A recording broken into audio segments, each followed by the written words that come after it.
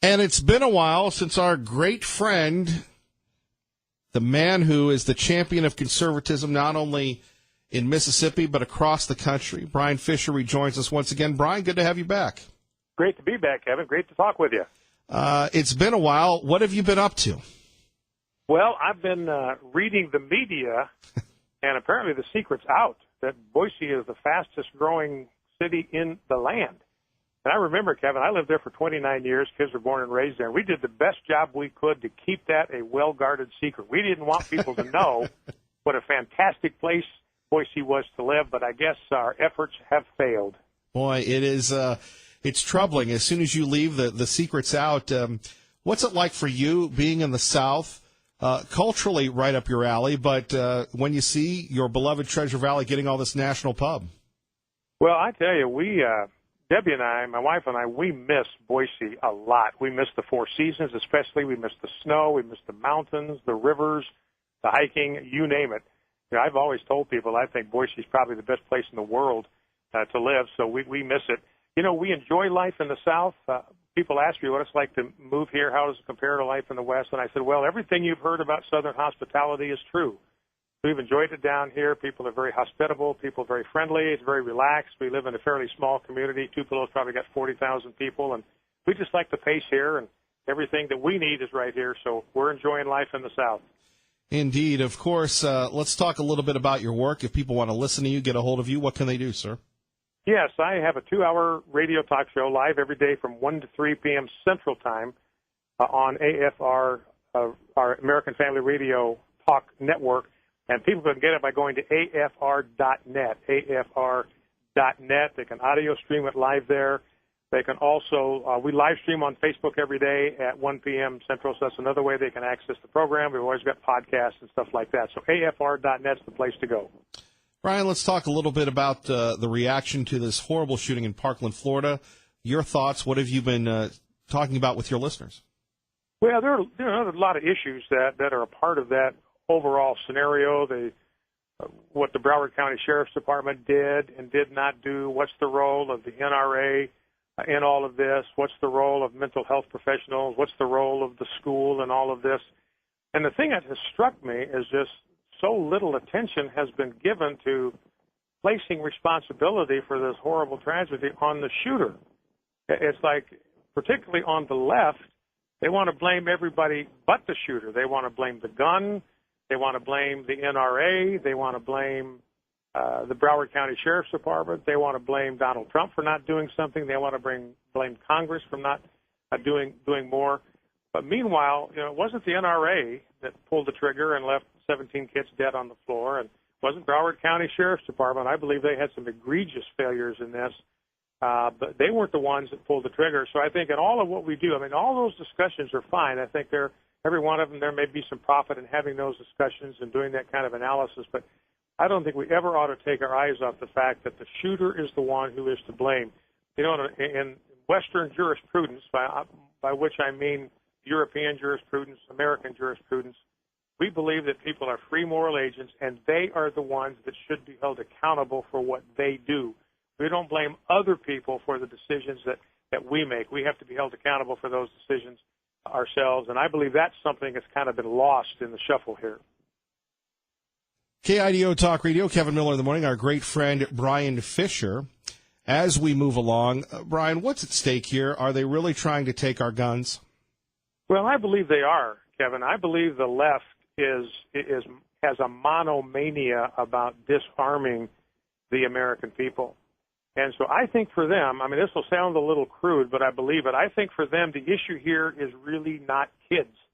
The issue is that they can use these kids to further their agenda, which is to disarm the American people. You know, if you look at the Second Amendment does not confer the right to keep and bear arms. It does not confer the right to keep and bear arms. It recognizes the right. It affirms the right, because it says that right is a right that shall not be infringed. In other words, that right existed before they ever wrote the Second Amendment. That right is an inherent right that we have because we have been created in the image of God. You know, and even Jesus taught the right of self-defense. He told his disciples the night he was betrayed, Luke 22:36, If you don't have a sword, sell your cloak and buy one, because I'm going to be numbered with the transgressors. You're identified with me. You could be numbered with the transgressors. So you need to have a sword so you can defend yourself, against some bad person who wants to take you out. And nothing stops a bad guy with a sword except a good guy with a sword. Well, then what do you make of the president's comments concerning getting rid of due process, Brian? Well, I think the reality, I'm a fan of Donald Trump. I didn't support him in the primary. I was a Ted Cruz guy. When it came down to when he won the primary and it was him and Hillary, I thought that choice was an absolute no-brainer. And I've liked a lot of the things that Donald Trump has done in his first year in office. But I think the reality, I think we just have to honestly realize that when it comes to the Constitution, President Trump is functionally illiterate. And I've read more than one account about a guy they brought in to educate Donald Trump on the Constitution. And he said, we never made it past the Fourth Amendment. We got to the Fourth Amendment, his eyes glazed over, his eyeballs rolled back in his head, and, we were done.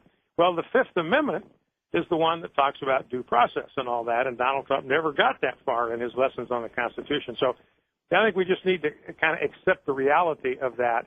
And fortunately, one of the things this illustrates, Kevin, which I think is a great thing, is that the Constitution, the American people, even Trump supporters, still recognize that the Constitution is the supreme authority in the land.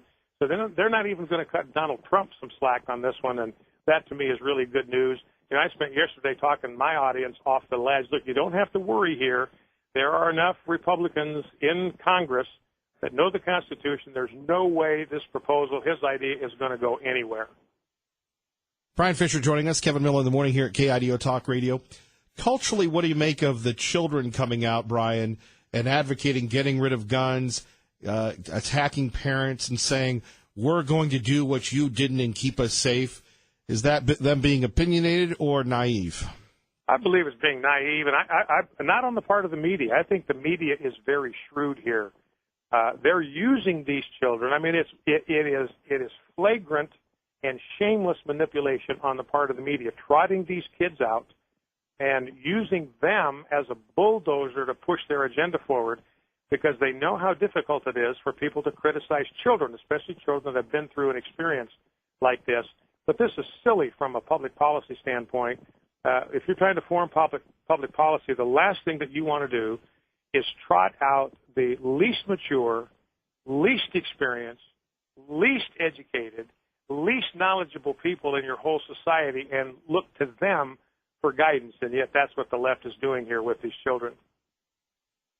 Our great friend Brian Fisher. So what's the impact when we have all these kids that are going to be mobilized to walk out of school, to march on the Capitol, to yell at adults?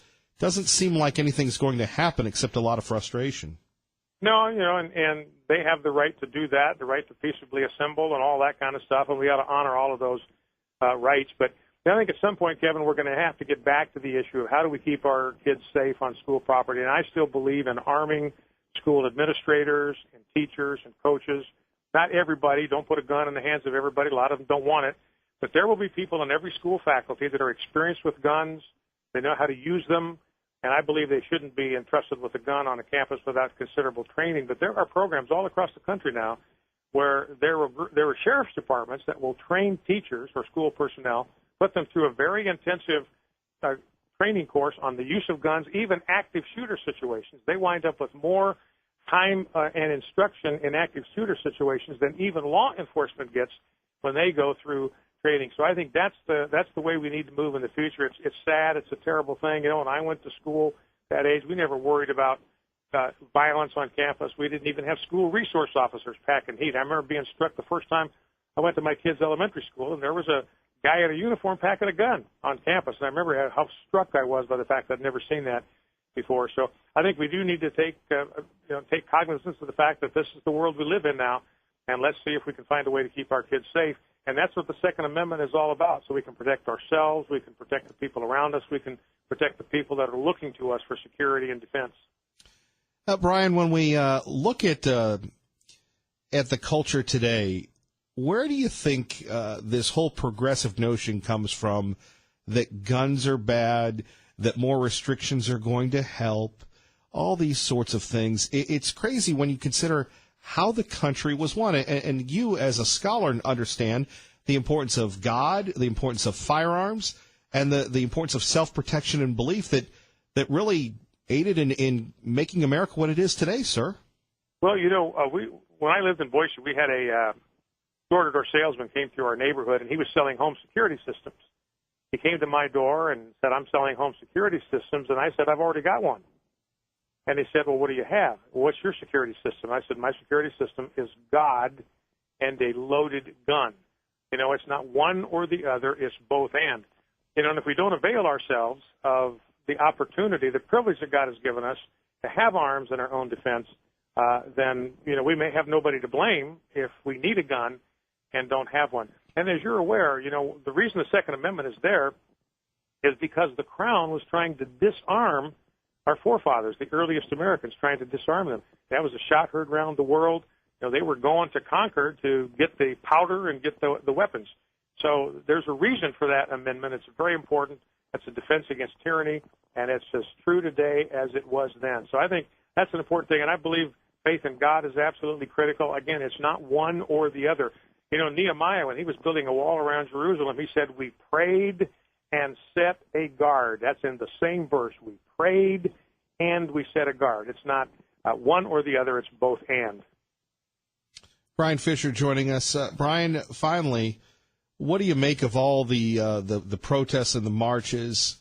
What do you say to folks in the Treasure Valley that have known you for years to give them some comfort? Because, again, it'll be stormy in a couple weeks here. Mm-hmm. You're talking about the gun marches and so forth? With the kids. Yeah, and I think the reality is the best thing we can do is kind of indulge them and ignore them. Because what's going to count in all of this is the positions that our lawmakers take. And my guess is with the congressional delegation that we have in the state of Idaho, we are going to be safe. I think Senators Crapo and Risch, they recognize the Second Amendment. Congressman Labrador does. Congressman Simpson, I believe, does. He has to. I don't know what his personal feelings are, but there's no way you could run for re-election in Idaho in 2018 and not be a firm defender of the Second Amendment. So I think that's where we look. We look to our congressmen, and I think our gun rights in Idaho are going to be protected by our congressional delegation. Brian, one more time, if people want to listen to you and get a hold of you, what can they do, sir? AFR.net. That's short for American Family Radio, AFR.net. If they want to live stream the program, they can go to our Facebook page, which is Focal Point-Brian Fisher. Focal Point-Brian Fisher. They can follow me on Twitter at Brian J. Fisher. Love to have them do it. Well, it's been too long. We really appreciate you being back on, sir. Kevin, it is always a pleasure. Thanks for having me on. Have a great day. You too. Our great friend Brian Fisher joining us. Your thoughts, 580-5436. 580-KIDO. Let's go to Peyton with the Young Conservatives of Idaho on KIDO Talk Radio. Good morning, Peyton. Good morning, Kevin. I just wanted to be really quick this morning. I wanted to talk about that mayor in Oakland talking about immigration. She really obviously says we need to stop this racist thing that the Trump administration is saying that the immigrants are all criminals. That's not what Trump's saying, and I think most of your audience knows that, but it's for the people that don't. He's talking about illegal immigration, and if you notice, all the Democrats, they leave that part out, illegal. They just talk about we're a nation of immigrants, blah, blah, blah. Yes, we are. We're a nation of legal immigration, not illegal, legal. And they always leave that part out. Trump's not trying to destroy all of the immigration coming into our country. He's trying to get a handle on the illegal immigration and trying to put a stop to all the crime that could be and murders that could be stopped with one deportation rather than multiple and ending up with a murder. And the other thing I wanted to talk about really quick, when people talk about how you don't need an AR to go hunting, why else would you need an AR? Every weapon from a pistol to a shotgun to an AR has a specific purpose. A pistol is good to concealed carry. It's good to protect you against robberies and things like that. A shotgun's good for home defense. An AR is the closest thing to an M4 that we have, which is what our military perfected into a weapon to fight warfare. And a weapon to fight warfare, yes, that is designed to kill people, and that's hard for some people to accept, but that's the only weapon that's accessible to every citizen in our country to have a weapon that's able to fight warfare. And that's what you need if we ever get invaded, if we ever have a problem with our if we ever have a problem with our actual government, if we ever have a problem with ISIS, lone wolf attacks coming through, we're going to want weapons that are able to kill people, not, pistols and shotguns and muzzle loaders like they always talk about, I just wanted to be, I'm not dragging on. I hope No, not at all. But that's all I want to say. We appreciate you, Peyton. Thank you. Yep, no problem. You have a good one. All right, 580-5436, 580-KIDO. You're listening to Kevin Miller on KIDO Talk Radio. Congress must pass tough legislation that closes existing loopholes in the background check system. I will be joining later today with Senator Orrin Hatch and others in introducing the Stop School Violence Act. If passed, this law would provide federal grants to do some important things that would have really been helpful in this case, something that will give law enforcement and close family members the option of obtaining a court order to prevent gun sales or remove guns from individuals who pose a threat. Have an opportunity. There's public support for it. The children are the young people are so eloquent about this, and they ask the question, why can't we do this? I know if the comprehensive bill came to the floor on background checks, it would win. And the debate continues. Your thoughts next. Our time, 25 after the hour, KIDO Talk Radio, traffic and weather. And there we have it. We continue on at 580-5436, 580-KIDO. And really appreciate Brian Fisher joining us. And remember, Brian Fisher, so many years here in the Treasure Valley, fighting for culture, fighting for values, fighting to make a difference, a true conservative voice now in Mississippi. But the idea of using children. And, earlier we were playing, clips from the Idaho Statesman where you had kids talking about, we're going to have a march. And how do you deal with a kid? We were all kids. We have kids and grandkids. And when people come at you that way and they say, well, we're going to do this, we're going to pass a law to get rid of the firearms, it just doesn't seem to make sense, right? That's one topic. Another topic is Donald Trump doing this. We'll be imposing tariffs on steel imports and tariffs on aluminum imports. And you're going to see a lot of good things happen. You're going to see expansions of the companies. There we have it. Is it 25%? It'll be 25% for steel. It'll be 10% for aluminum. And it'll be for a long period of time. There we have it. Donald Trump keeping another one of his campaign promises, putting a tariff on steel, 25%, and 10% for aluminum. We're bringing it back, and we're going to bring it back relatively rapidly, and we're going to be instituting tariffs. Next week, we'll be signing. Right. Now, the stock market's going crazy, but for years and years, we've had the cheap steel coming into this country. Bethlehem Steel, U.S. Steel, right? Getting torn down because of the Japanese and now the Chinese dumping steel into our country. Okay, you want to do that? Then you're going to pay a tariff. Well, that's not going to help us. That's going to increase the cost of cars. Well, sooner or later, you have to take a look at things and say, do I want to have a strong manufacturing industrial base, or am I going to allow the Chinese to build the F-35? Which, in my opinion, is one of the problems with the F-35. Too many parts from outside contractors, from foreign contractors, and not enough made-in-America stuff. And culturally, we live in such a diverse international world, we're going to say to ourselves, well, we can't go back to that. Well, why not? When we're talking about tariffs, look, I'm down with this. My mentor, Patrick Joseph Buchanan, is down for this. The president is down for this. It's time to employ more Americans. And many of you have done work overseas. What happens? They slap the tariff on you. Well, if it's good for the goose, then it's good for the gander, right? That's what it comes down to. Think about that at 580-5436, 580-KIDO. People are saying, well, we can't do this. Well, why not? Why not? and maybe it'll have the impact that the president wants. You know, how many times are we going to sit back and just let our hands be tied? We'll talk about it next. Kevin Miller, KIDO Talk Radio. Good morning, Maggie. Good morning. The same issue applies to aluminum that does to steel products. There are certain products that aren't even made in this country anymore. And if they now go to raise the prices on a foreign import, who's going to pay for it? This could be huge, dramatic. It's only a matter of time that maybe we start building things in America again. That is Lou Weiss, CEO of one of the steel companies. He's upset that the president has put a 25% tariff on steel, 10% on aluminum. He is the CEO of All Metals and Forge Group. He's very upset. To me, you take a look at this, and it's about time, and why not make things in America? I don't know where President Trump has come up with this idea. I think if that's totally from him, I think he's being misguided, and I think it's a serious mistake. There we have it. Let's hear what you have to say. Let's go to Blair in Boise with Kevin Miller at KIDO Talk Radio. Good morning, Blair. Good morning, Kevin. How are you? Not bad, all things considered. Got about 9 hours of sleep, so that's a good night for me. And you? Oh, I wish I could say I got that much.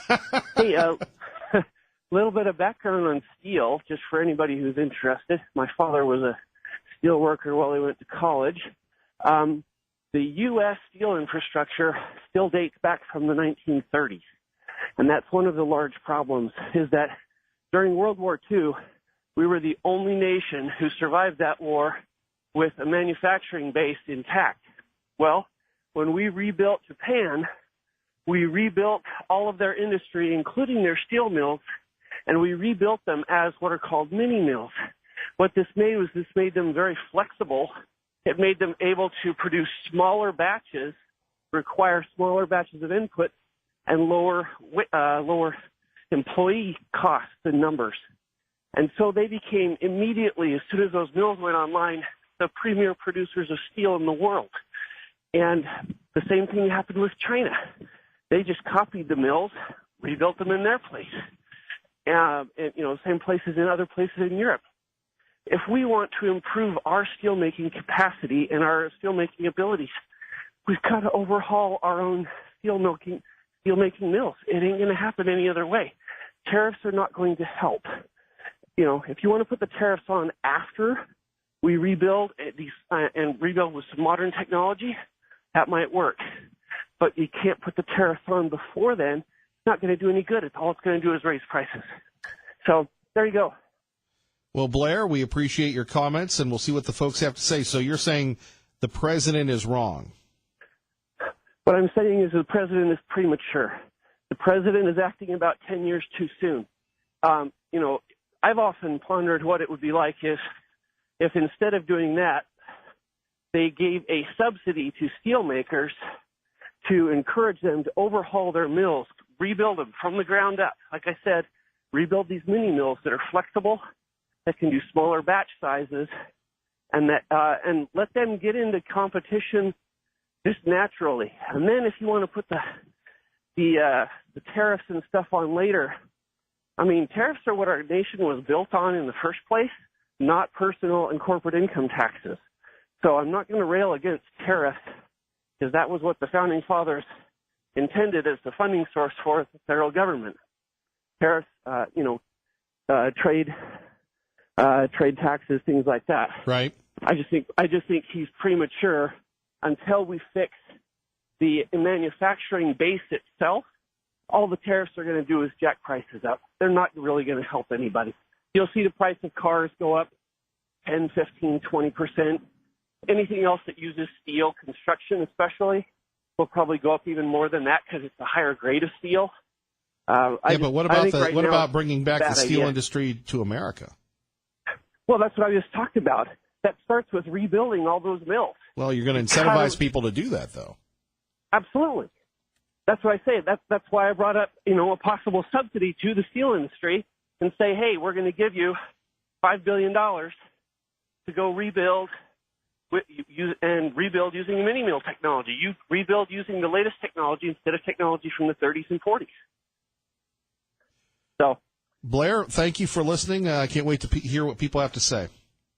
no problem. Hey, you have a great day, Kevin. Thank Bye. you, Blair. Take care. 580-5436, 580-KIDO. We go to Pro-Life, who joins us now on KIDO Talk Radio. Yeah, Good morning, Pro-Life. Yeah, I'm right here. You got me? Can you We hear got me you. all right? Good morning. How are you? I'm very good. Blair's kind of right, but there has to be, now maybe the tariffs are too high, right, that Trump's proposing, but there has to be some kind of real protectionism to build our Wait a industry. minute. What's the solution? Because you want to go put stuff in Japan or what have you, and they slap the tariff on you. We always talk about free trade versus fair trade, right? Right. And there is no fair trade when it comes to the United States of America. We get hosed. Well, see, what Blair was saying is somewhat right because, see, right now the people that manufacture with steel are going to get their steel from outside the United States. They don't want their prices to go up right now.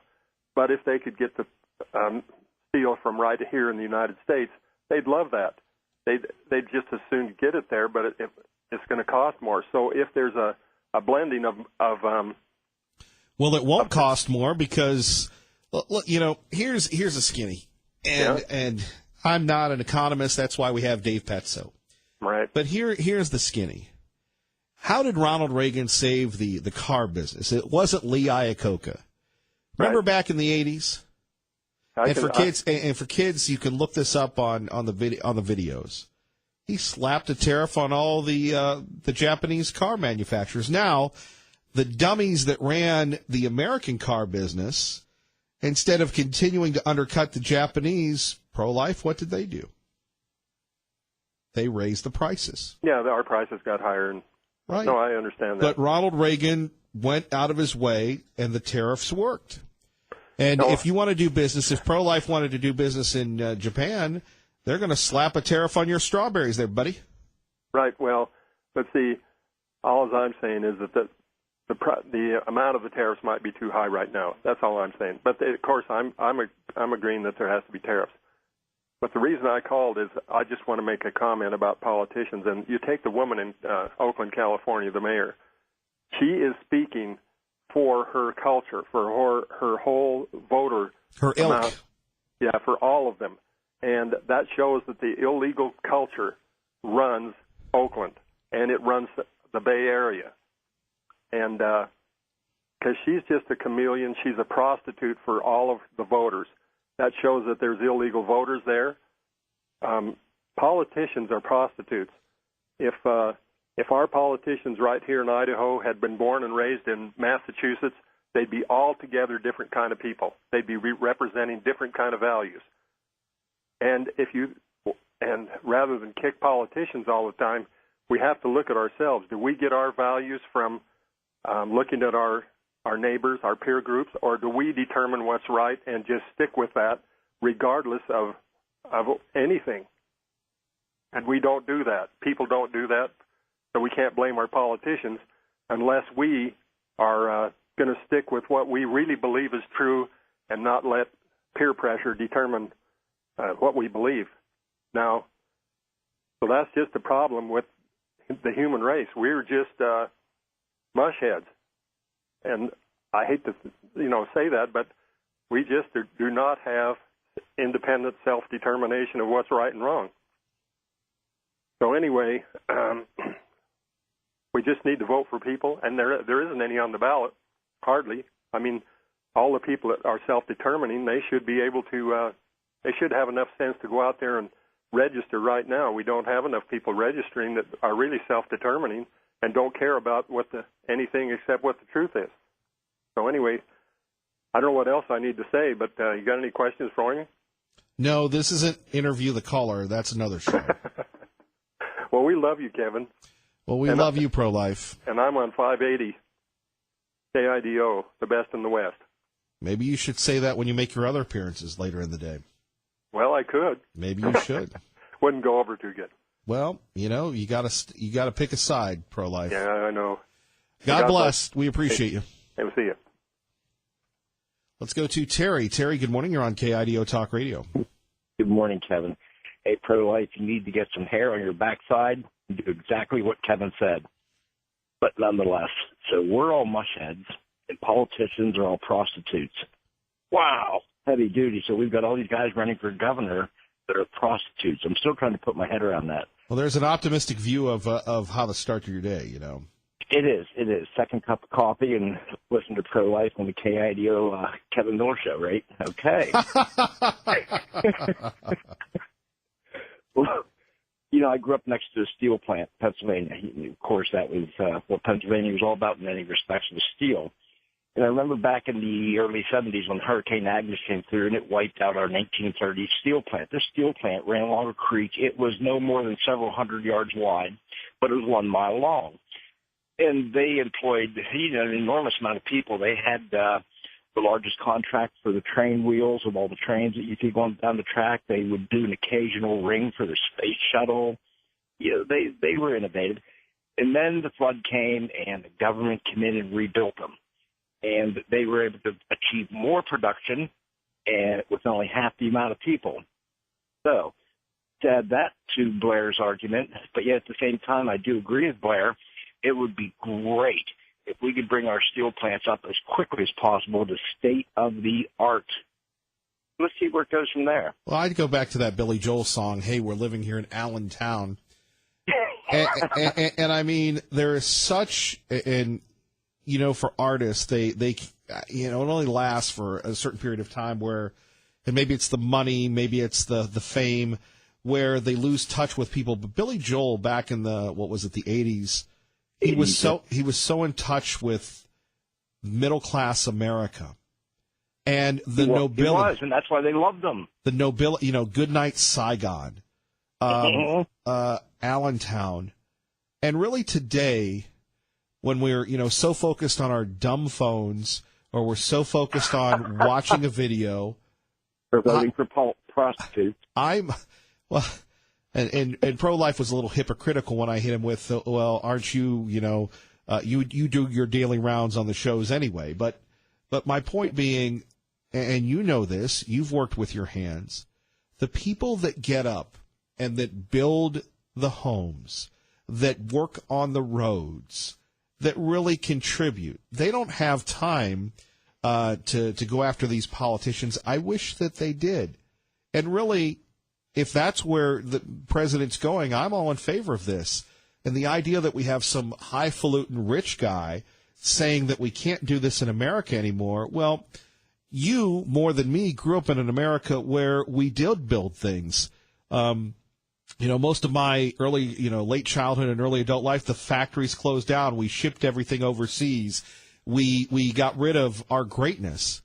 And it is a culture shock. And it might be a culture shock, but if we can get the steel mills back, and whether they're operated by robots or Americans, we need our own manufacturing base, because the Chinese with their hypersonic missiles, the Russians with you're not the boss of us, they're going to test us. And I'm sorry, but I don't think the Chinese are going to send us the F-35s if we're going to be conducting campaigns against them.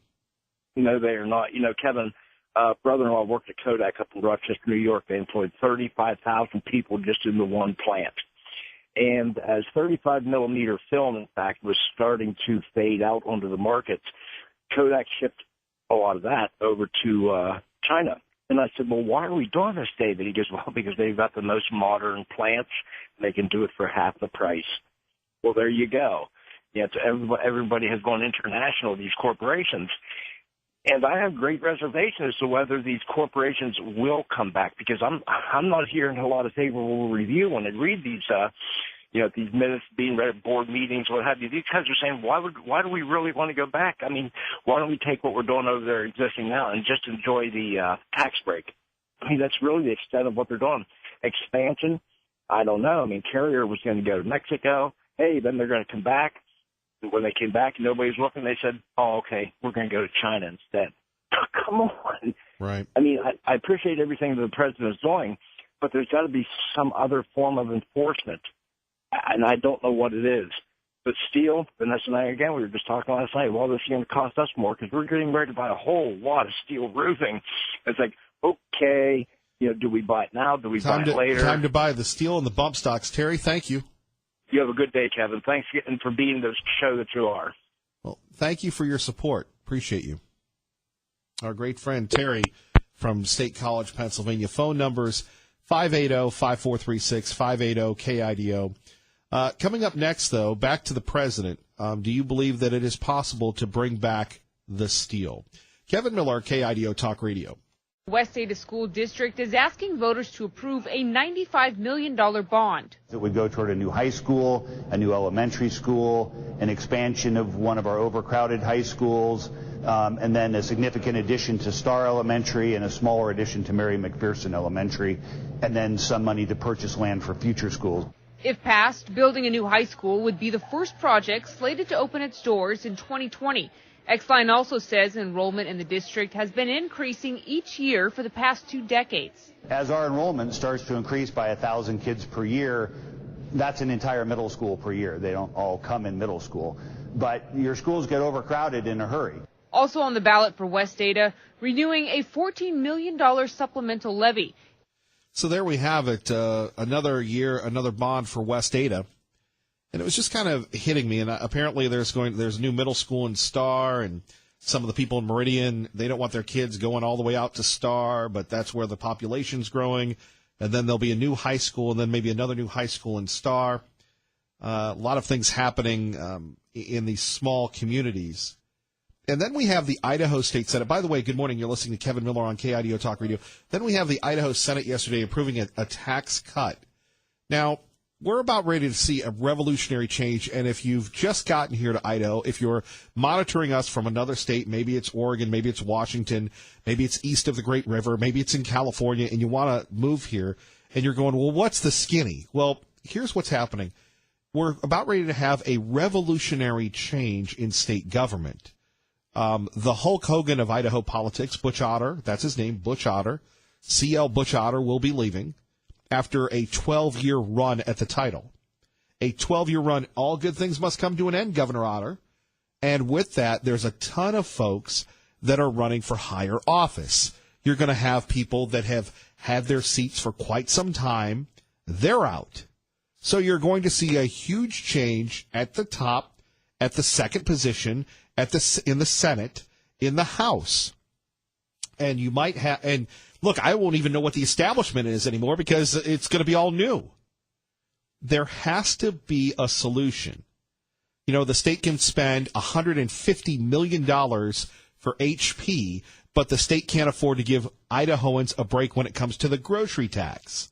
The state can afford to give a tax cut to gosh knows who, but you have these municipalities across the area getting killed with levies again and again and again. I thought the state was funding education. 56 after the hour, traffic and weather together at KIDO. And let's go to Wendell and Weezer at KIDO Talk Radio. Good morning, Wendell. Good morning. I got a few ideas, Kevin, that I'd like you to explore. Sure, go ahead.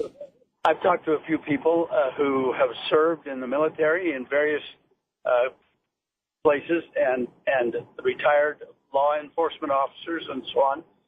I wonder, so far as school safety goes, if it would be possible to school district or community organize some of these retired policemen, retired Navy personnel, Marines, Army, and the ones that I've talked to had said they would volunteer,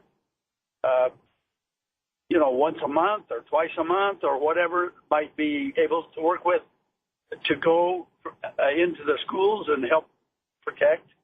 I'm thinking that if we dress them in their military uniform, in their Marine uniform or their Navy uniform, that we would at the same time not only protect the schools, but would help our young people appreciate some of the heritage that they have. Well, I agree with you. We need to bring that back. Well, it would be those kind of people have grandkids at schools. They want them to be safe.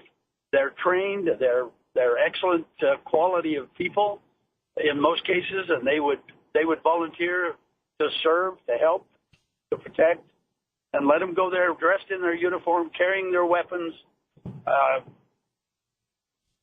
I'll tell you, Wendell, I don't have an issue with it. We'll talk about it next hour, right? Okay, thank you. Thank you. All right. Protecting Schools next. Kevin Miller, KIDO Talk Radio.